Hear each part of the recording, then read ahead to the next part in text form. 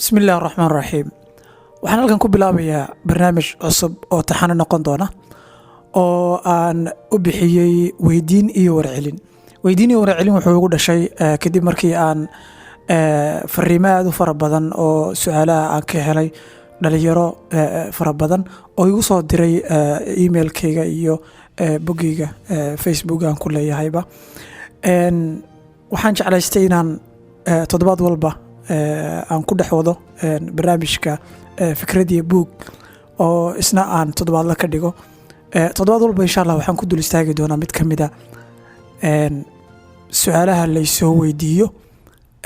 aan isku dayo insha Allah inaan jawaabahooda dhalinyarada aan halka uga tabiyo su'aasha maanta waxay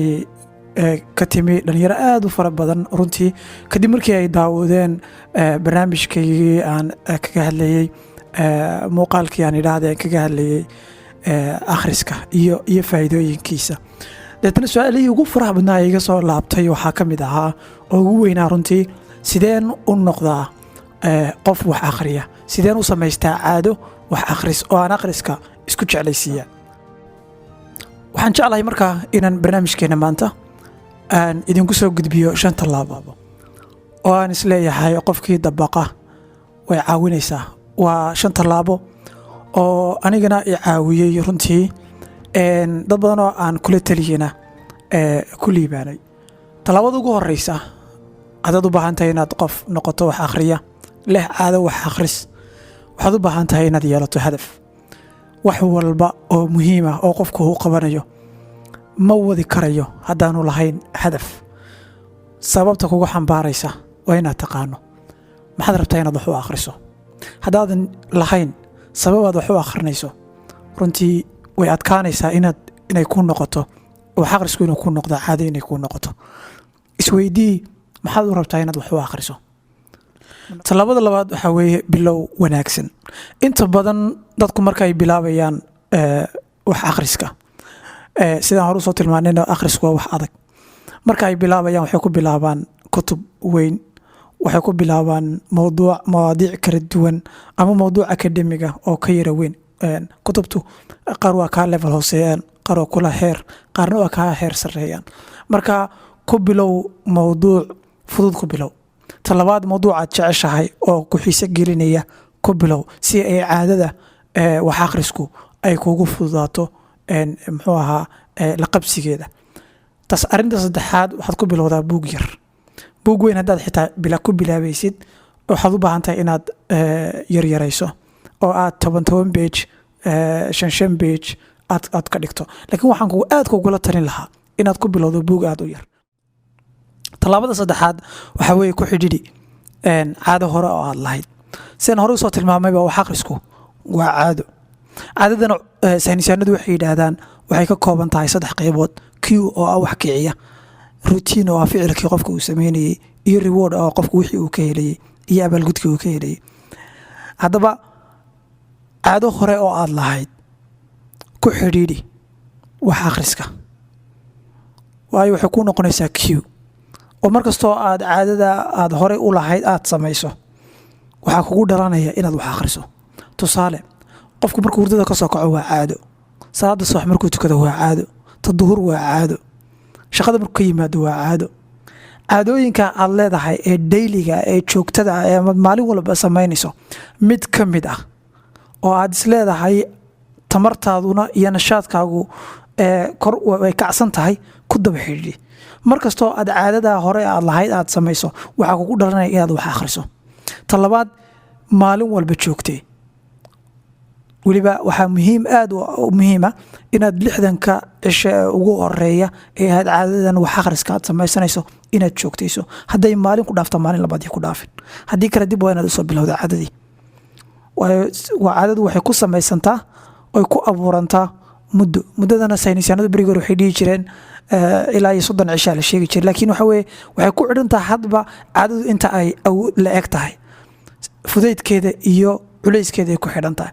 akhrisku wuxuu ka mid yahay caadaadka aad ku adag marka waxaan kugula talinayaa in aad muddo 60 cisho ah aad joogtayso